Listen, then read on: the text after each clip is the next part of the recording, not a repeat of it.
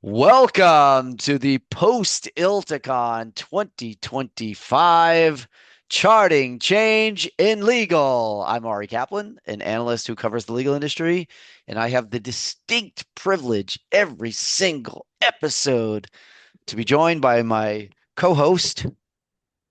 Caroline Hill. Hi everyone, Caroline Hill. It's got Ari so much better at doing the opening than me.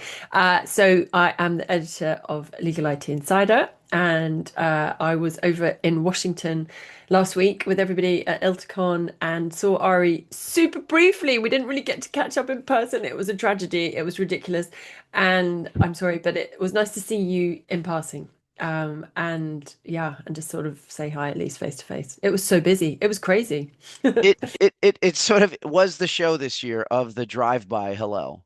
And, just sort of the passing in the escalators or running from session to session or meeting to meeting. I mean, all worth it. Honestly, I felt like it was such a great event. I was really happy for Joy Heath Rush, the CEO of ILTA, and her peers, Dawn, and all of the other leaders at the organization because they really produced an excellent show and people, came out for it. Yeah. So congratulations to ILTA. They did a great job. It was one of my favorites. I think they had 4,600 at the height, somewhere around there, which is just huge. And we said on the episode before Elta that there's a lot of competition. And I spoke to a few people about this during the show that there's more competition than ever and more shows. But ILTA, because of that community, it really attracts those senior people that you don't get at other shows. I mean, maybe some of them and on a smaller scale. But yeah, like you've got plenty of access to the decision makers, and all the vendors that you need to speak to. It's someone, I've done an interview that's not out yet with Tony McKenna, who's just finished his presidency of ILTA, and he said you can get a whole year's work done at ILTA on the exhibition floor because you've got everybody you need to speak to in one place. So I thought that was quite a nice sort of observation. I had a wonderful run with Tony, and Tony's always been just a kind supporter of pretty much anything I do. I met Tony through the Lexpo conference and Robin Mirren. So Yeah. we worked together in Amsterdam several years ago, and what a wonderful leader. And I think Ilta, the organization will miss him. They have been well served in his presidency. I'm sure that his successor will be just as accomplished. But it's funny that you mentioned him because I'm Yeah. fond of him, and we got some time running, and it was really nice. And that is just for a minute. I just like to say that that's probably my favorite venue of all the venues that they do in ILTACON. I really like National Harbor. It's just a nice little kind of manufactured city for this purpose, and it works. Lots of I nice agree. I restaurants, agree. restaurants. Yeah. They had a real job this year squeezing that many people. Logistically for ILTA, it was a real challenge, trying to fit that many people in that venue. And I know that from speaking to Dawn and Joy at the press briefings. But I think you're absolutely right. It's my favorite because it's so accessible and just much more manageable. So if they could do that, continue to do that, I think that's everyone's favorite venue. They also, I, f- I got this sort of, there was a very good discussion of ILTA and that it is a volunteer powered organization. And it just, I felt like I had a lot of conversations with people interested in volunteering next year or at some event that's happening. People just were so appreciative of the work that their colleagues did that I got the sense that they were motivated to. I wonder if next year they'll have so many volunteers they won't know what to do with them because there were new people that I saw, peers of mine who were volunteering this year that I had never seen volunteer before, but also people expressing that interest. And I was lucky because ILTA had an ILTACON live series, a live stream, and I interviewed some of the members of the board of directors and I interviewed the co-chairs, and it was just super fun. And I can only imagine the level of satisfaction of being the co-chair at an event and then seeing your vision come to fruition with just a record number of people and so much buzz.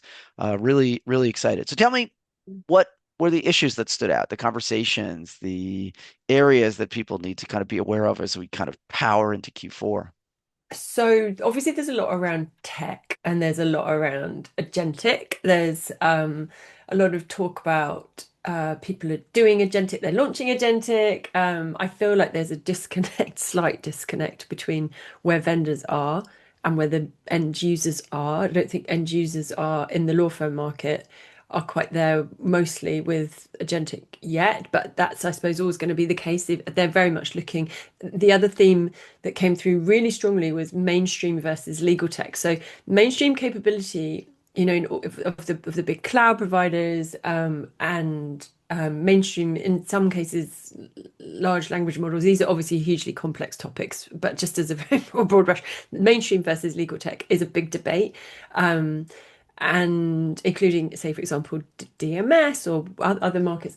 And so the legal tech providers are having to really prove their worth, I think, and just show that they're innovating and be just they're being asked to do more and more and more. I think so they're having to run really hard. I think for for end users, they're having to discern again. We've now got the buzz around agentic AI, haven't we? So they're like, well, is it? Isn't it?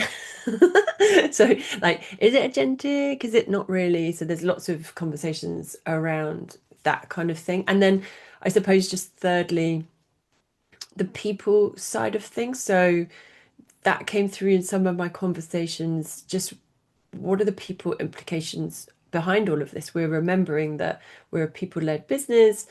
What are the implications in terms of the way people are working? There's a kind of we're at this really awkward junction with all sorts of things. So, and that goes back to things like cloud as well. So I was talking to Tony about the fact that Andrew Powell, who's going to be a vice president, who is a VP of ILTA, he's got a cloud survey coming out, or it's already out now, that shows that the market we always think that we're much further ahead with cloud adoption than we actually are. And what that means is that you'll have some firms who have their DMS in the cloud, but not their practice management system. And then what that means for people is they can't be retrained. They're being deployed doing, this mishmash in firms of some people, they can't just completely retrain or redeploy their people. So they're really looking to vendors to become business partners and to really help them at what's a kind of really awkward stage where you're being asked to do a ton of stuff and actually people are all at different levels, and still very sort of like have some slight awkward contradictions within their own organizations. I don't know whether that accords with you. I agree. I think that one of the challenges we still have in our space is that we have a really elite group of leaders who are frequently talking about their success, which is a result of the fact that they're so elite and accomplished and have freedom and budget to purchase, pilot, and also make mistakes. And that's just not the case for most firms. And you and I are lucky because we get to dig a little deeper into the population beyond the stars who sit on stage and are worthy. For the record, those people are worthy to be on stage. I mean, it's really amazing. And I'm proud to be part of this community with such really remarkable leaders. But when I was very lucky to host a dinner with DraftWise when I was at ILTA, and we had just a waiting list group of incredible individuals, but not all of them are at the level of the people you see on stage. And one of the things that I think I've picked up, not just from ILTACON, but also, and I've been doing a lot of research as you have this summer, speaking to buyers in the space. And I keep hearing this concept of sort of Copilot as a gateway drug to some legal specific generative AI. That Copilot is the beginning. Firms are, when I ask, are you deploying generative AI? It's often some iteration of Copilot and some series of licenses. And then they get expanding into other areas. And there's there's a basic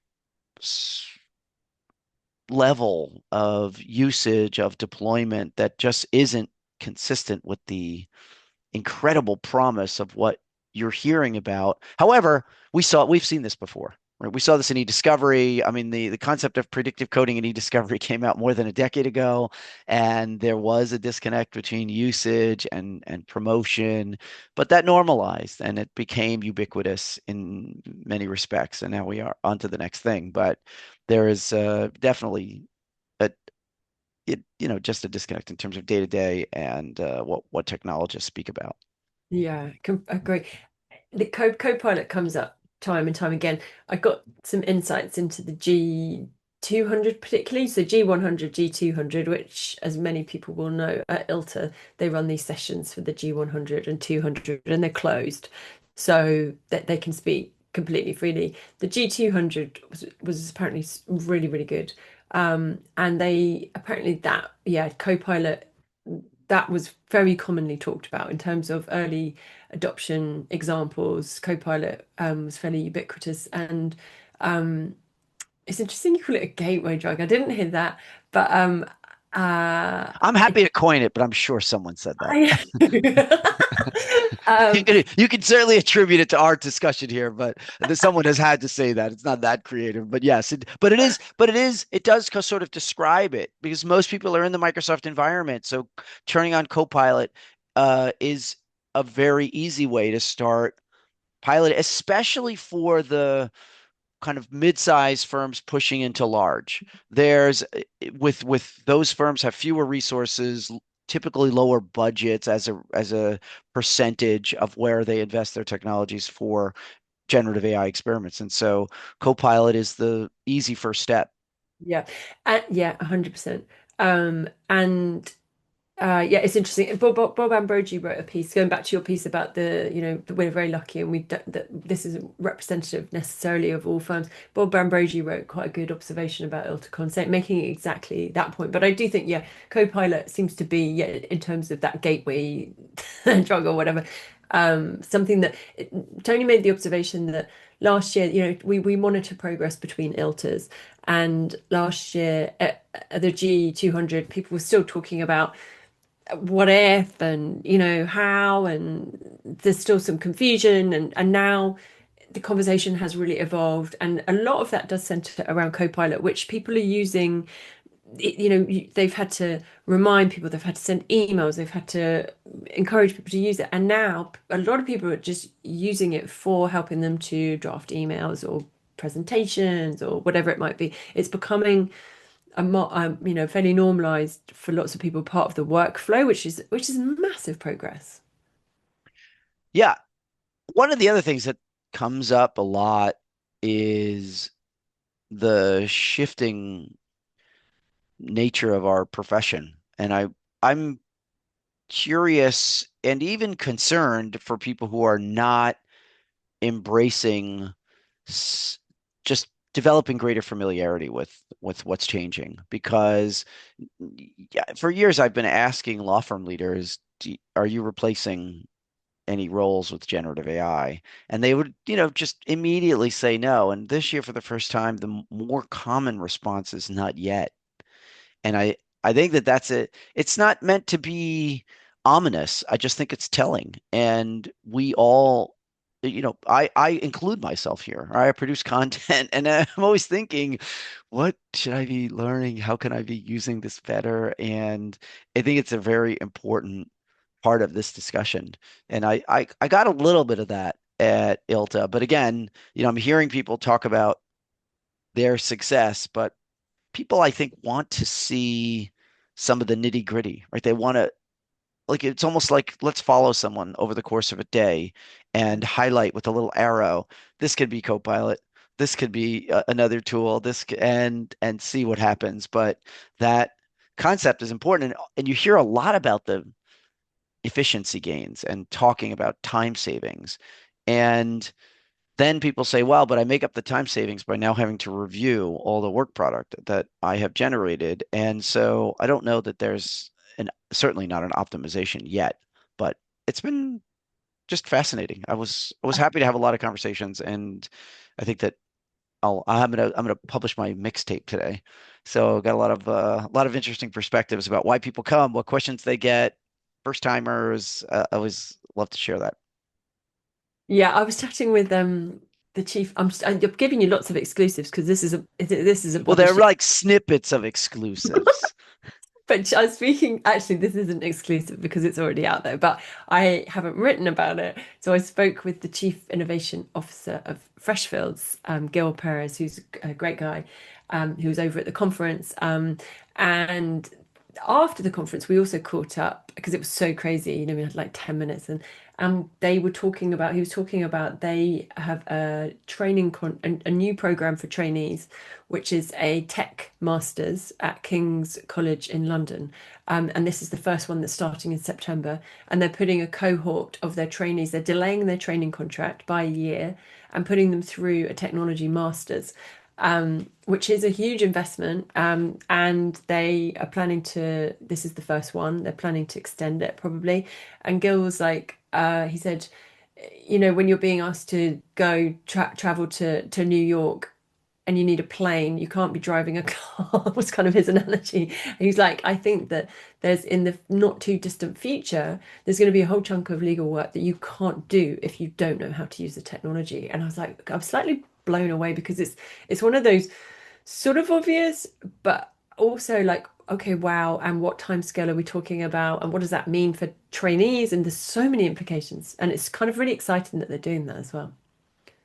Yeah, I often ask, is generative AI affecting your training so Mm. far? That is interpreted by a lot of people as, do we offer more generative AI training? But that's actually not I always have to clarify. That's not actually my question. Obviously, you're offering new training programs. My question is it transforming the training? And that word came up a lot. This idea of, is the profession truly transforming at this moment? And I also got the sense that there were a lot of, like, I saw and featured on my podcast, Kyle Gribben at Matheson, and who's based in Dublin, and I got the sense that there were a lot of my peers. Barbara Ganjim Durosha was from Brazil, was here, but she's a leader in the organization, so I expected to see her. But I felt like there was um, a lot more. It seemed like a lot of my peers who I would see in London or in Amsterdam or in other places outside of the US were also at ILTA.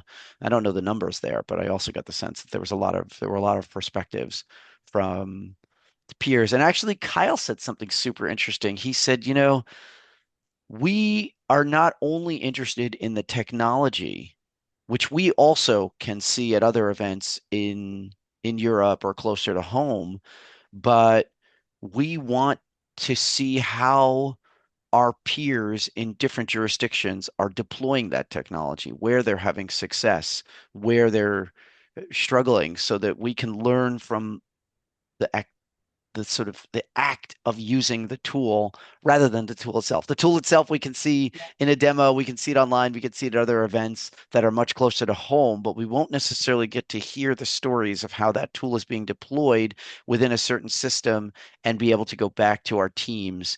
And that was ultimately most important. People just wanted to give some action in the moment back to their come back with actionable ideas that they could use for practical purposes. 100%. It's about the people and the connections. I tell you, you do some stuff, quite a lot of stuff in the corporate market. And one thing that ILTA, I mean, you've got to Clock, and obviously they represent legal ops, and neither of them, being frank, have ever done, I don't think, an amazing job of bringing the two together. Right? It's a tricky one because you've got that buyer seller thing that they try and marry, and it's a bit complicated. But they do have corporate attendees. Obviously, they've got legal ops people, and Brad Blickstein ran a session for chief innovation officers at law firms and legal ops people. And then they brought the two together at lunchtime. And that's kind of fascinating because so they were talking about RFPs, and the law. I think the law firm. I'm relaying this secondhand, so if anyone was there, please bear with if I get some of the details slightly wrong. But so the law firm people were like, we are. You ask about what our technology stack looks like in your RFPs. Do you actually really care? We think that you're just like on some kind of fishing expedition. They were probably more polite than that because these are their clients. And then the legal ops people were like, oh well, hey, guess what? We really do look at it, and we're basing our decisions on it, which sparks some interesting, thoughts because so for years those RFPs have caused sort of varying degrees of emotion and conflict and difficulty because they can take forever. Years ago, when we had sort of the likes of Kira popping up, we had everyone going, "What AI are you using?" And everyone was like, "Oh, what does that even mean?" Or what? How are you innovating? I've seen RFPs. How are you innovating? And now it's like that people are sort of much further along, but they're like, what does your tech stack look like? And like there's so many things that spring up from that, like A, is it their business? And B, why are they asking? Is it because are you an innovative firm, or is it around, and what I think it comes down to, and some of Brad's takeaways again that I haven't written, are that it comes down to billing. And apparently where you've got firms that are heavily reliant on the billable hour, the client are much more likely to be interrogating you over what your tech stack is than those who have moved away to flat fees, which is a fascinating insight. Like it's so if you're still charging them, if they're not sure what value they're getting, then you're much more likely to be interrogated about your tech stack, which to me, I'm like, is it the client's business? I mean, you've got the supply chain security factor, which I get, right? But if it's purely from a what are you using, it just brings up so many interesting discussions. Well, the client is hiring you for a result, and the result isn't always winning, right? The result may have some other objective. I remember speaking to a lawyer, an old dear friend of mine who was a litigator in intellectual property, and said, our result isn't always resolving. Our result is keeping this going, or some other reason because of the business purpose of the organization. And so there has to be a metric to that. And that's either getting to the result in less time, getting to a better result than you would have otherwise gotten. And asking those questions is a means of trying to distinguish between firms that have, in some ways become kind of fungible, right? Like X firm and Y firm of a similar caliber with a similar number of people who are all very experienced with similar organizations. They're trying to come up with some distinction. So relationship, obviously, but of course, how long is it going to take? What are you using to get us there is going to be better. What's the work product going to look like? But I think it's a work product. Like if them that like it's how if you get you should be judged on your results. I agree with you completely, and that includes cost, right? So I mean maybe the billable hour bit goes towards that. Maybe it means that they're not as happy with them, and if that's the case, but it should be the result. You've never gone. Yeah, there could be so many. If you're getting the right result and you're performing well, is it anyone's business how you do that? Like, and if the cost is right, obviously the cost is a huge factor. So maybe I'm answering my own question, but I don't know, it just feels like I need to do some more digging because I know from a supply chain perspective that could be a really valid question. Obviously, you have to vet your suppliers and then you have to understand what they're using because it just carries on going down the chain. And with AI being some of this technology being very new, some of the vendors being quite small, I get it from that perspective. But it's just an interesting thing to come up, like piqued my brain. I was like, ooh, one of those conversations. I was like, I don't know if I agree with that. And also, I think it's important to acknowledge that we're looking at like samples here. Mm. So we can't really draw conclusions from a conversation here and a conversation there, that there's so sort of sampling, which I do a lot of in my research, but we have to acknowledge that a few people saying one thing is not necessarily indicative of what the whole is actually trying to do. But it is happening, and people do want to understand what they can do. And the reason why you have these leaders of law firms sharing their viewpoints and successes and some sort of missteps on stage is because they're trying to serve their clients better. They're trying to create a competitive advantage. They're trying to distinguish what they offer from the person sitting right next to them.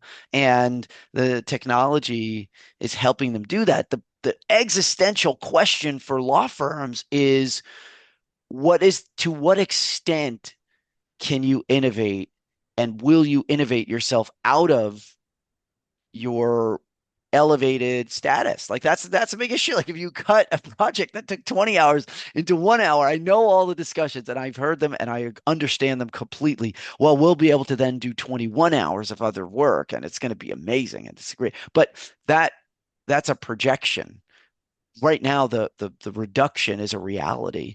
And so what happens? And so that I think that was sort of the lingering question. If I were thinking of a takeaway, I think that there were two. One, so there were two. One of the takeaways was there's a there's a level of uncertainty in the space right now that matches the level of enthusiasm and excitement.